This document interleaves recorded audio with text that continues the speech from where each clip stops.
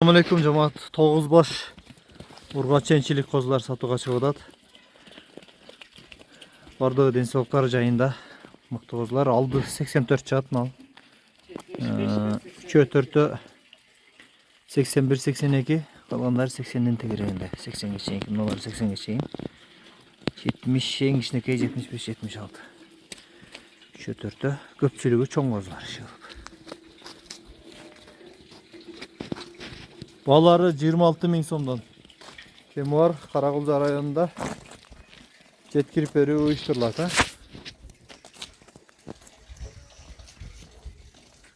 Gitti onlar. Koydu öyle çomuzlar. Vardığı cazdık kozlarına. Çiçeylek. Kulakların önünüze maşallah.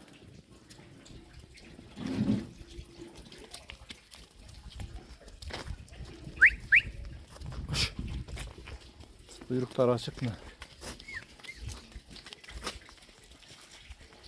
Kuş. Kuş. Aynen. Tanımaya olsa özünce söyleşiyoruz babaları.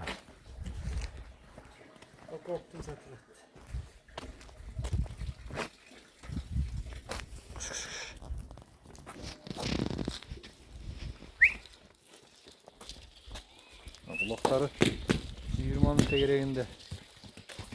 Boyları 80'in tegereğinde onlar. Toğuzbaş çalpı.